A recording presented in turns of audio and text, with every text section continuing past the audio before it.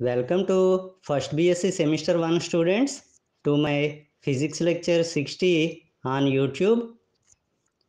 My name is Naiman VVSN Murthy, lecturer in physics, SKBR College Amlapuram. Last క్లాస్లో మనం central forces definition examples study చేసాం. Today's topic is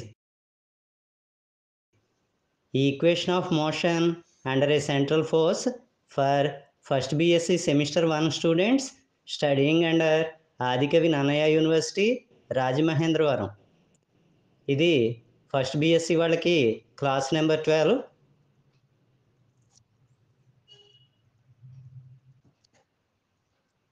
so మనం physics 1 mechanics waves and ఆసిలేషన్స్లో unit 2 study చేస్తున్నాం. Central forces, కేంద్రీయ బలాలు. Equation of motion under central force derive చేయాలి. దీన్నే ఈక్వేషన్ ఆఫ్ సెంట్రల్ ఆర్బిట్స్ అని కూడా పిలుస్తాం. కేంద్రీయ బల ప్రభావం వల్ల చలన సమీకరణం, కేంద్రీయ కక్ష్యల సమీకరణం అని పిలుస్తాం. సో సెంట్రల్ ఫోర్స్ డెఫినేషన్ చెప్పుకున్నాం లాస్ట్ క్లాస్లో. టువర్డ్స్ ఏ ఫిక్స్డ్ పాయింట్ కానీ away from the fixed point కానీ పనిచేస్తూ ఉంటుంది. ఒక స్థిరమైన బిందువు వైపు కానీ బిందువు నుంచి బయటకు కానీ పనిచేస్తే ఆ బలాన్ని కేంద్రీయ బలం అని పిలుస్తాం. ఆర్ బార్ అనేది పొజిషన్ వెక్టారు. ఎఫ్ బార్కి సంబంధించి యాక్సలరేషన్ని 2 కాంపోనెంట్స్ కింద డివైడ్ చేస్తాం. త్వరణాన్ని 2 అంశాల కింద విభజిస్తాం. ఫస్ట్ దాన్ని రేడియల్ యాక్సలరేషన్ అంటాం, వ్యాసార్థీయ త్వరణం. ఇక్కడ యాక్సలరేషన్ అంటే 2 టైమ్స్ డెరివేటివ్ రాయాలి పొజిషన్ వెక్టార్కి, d2r/dt². దీన్నేమో రేడియల్ పార్ట్ అంటాం. రెండోది యాంగులర్ పార్ట్. యాక్సలరేషన్ అంటే r⍵².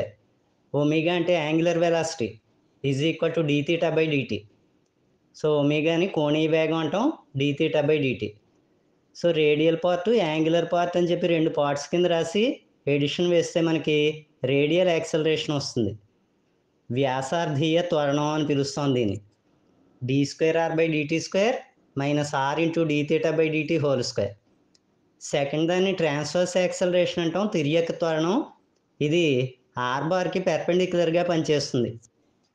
ఇది formula 1/r × d/dt of r² dθ/dt రాస్తాం. ఇక్కడ పెర్పెండిక్యులర్ డైరెక్షన్లో ఫోర్స్ యాక్ట్ చేయట్లేదు కాబట్టి యాక్సలరేషన్ 0, త్వరణం 0 అంటాం. అంచేత ఈ వాల్యూని 0కి ఈక్వల్ చేస్తాం. దాని నుంచి r² dθ/dt = h, a constant. So ఒక స్థిర రాశికి సమానం ఇది. ఈ ఈక్వేషన్ మనం నెక్స్ట్ డెరివేషన్లో యూజ్ చేసుకుంటూ ఉంటాం. ఇక్కడ u అంటే 1/r అని డిఫైన్ చేద్దాం, లేదంటే r = 1/u అవుతుంది.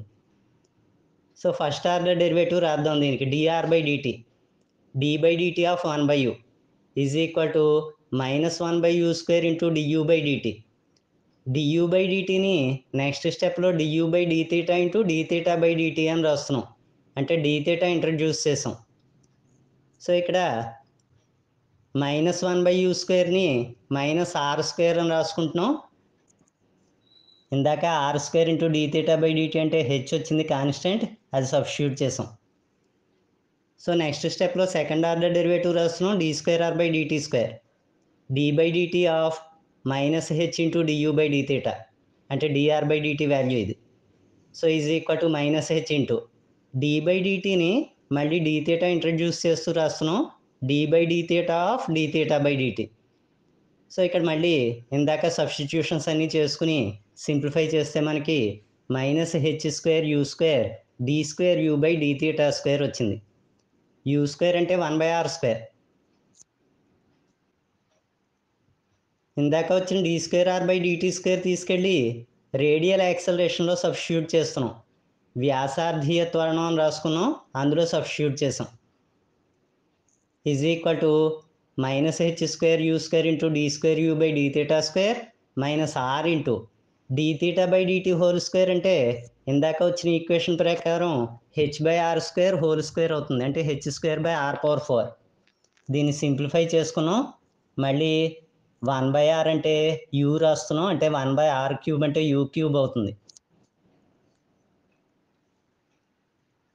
యాక్సలరేషన్ వచ్చింది కాబట్టి ఫోర్స్ రాస్తున్నాం. నెక్స్ట్ స్టెప్లో force acting on the particle is mass into radial acceleration. So కణం మీద పనిచేసే బలం ఈజ్ ఈక్వల్ టు ద్రవ్యరాశి ఇంటూ వ్యాసార్థీయ త్వరణం అంటాం. ఎఫ్ ఈజ్ ఈక్వల్ టు ఒక నెగిటివ్ సైన్ రాసుకుంటున్నాం. ఈ సెంట్రల్ ఫోర్సెస్లో అట్రాక్టివ్ ఫోర్స్ పనిచేస్తుంది అని చెప్పడానికి నెగిటివ్ సైన్. ఆకర్షణ బలం పనిచేస్తుంది అంచేత రుణ గుర్తు రాసాం. -m ఇంటూ ఏ అంటే రేడియల్ యాక్సలరేషన్ రాసుకుంటున్నాం. మైనస్ ఆఫ్ మైనస్ ప్లస్ అయిపోయింది. నెక్స్ట్ స్టెప్లో ఫోర్స్ పర్ యూనిట్ మాస్ రాస్తున్నాం. అంటే ఏకాంక ద్రవ్యరాశిపై పనిచేసే బలం. ఫోర్స్ బై మాస్ రాయాలి. దాన్ని పీతో రిప్రజెంట్ చేస్తున్నాం. So P is equal to F by M is equal to ఇందాక ఈక్వేషన్ని ఎం పెట్టి డివైడ్ చేస్తే ఎం క్యాన్సిల్ అవుతుంది. దాని నుంచి h2u² కామన్ తీసి రైట్ సైడ్కి తీసుకెళ్ళాం. d²u/d² plus u is equal to p/h²u² అని వచ్చింది. ఇవి వచ్చిన ఈక్వేషను సెంట్రల్ ఫోర్సెస్కి సంబంధించి ఈక్వేషన్ ఆఫ్ మోషన్, కేంద్రీయ బలాలకు చలన సమీకరణం అని పిలుస్తాం.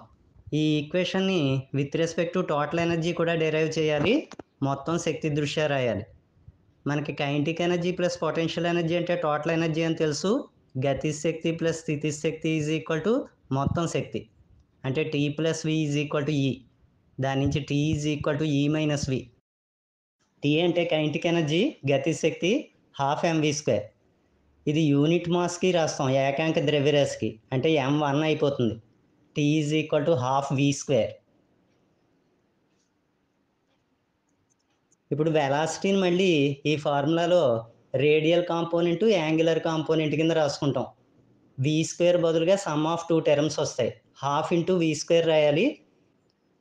v² అంటే ఫస్ట్ది dr/dt², అలాగే సెకండ్ది r⍵² ఒమేగా అంటే dθ/dt.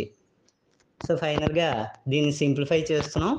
సింప్లిఫై చేస్తూ ఇందాక వచ్చినటువంటి dθ/dtలు, dr/dtలు వాల్యూలు ఇక్కడ సబ్స్టిట్యూట్ చేసుకుంటే ఫైనల్గా ½ h² into du/dθ² plus u² వస్తుంది.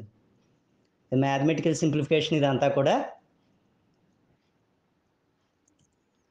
సో ఇక్కడ బ్రాకెట్లో ఉన్న టర్మ్ రాసుకుంటున్నాం. du/dθ² plus u² is equal to అని రాసాం. ½ h² లెఫ్ట్ సైడ్కి వెళ్తుంది. 2t/h² అవుతుంది.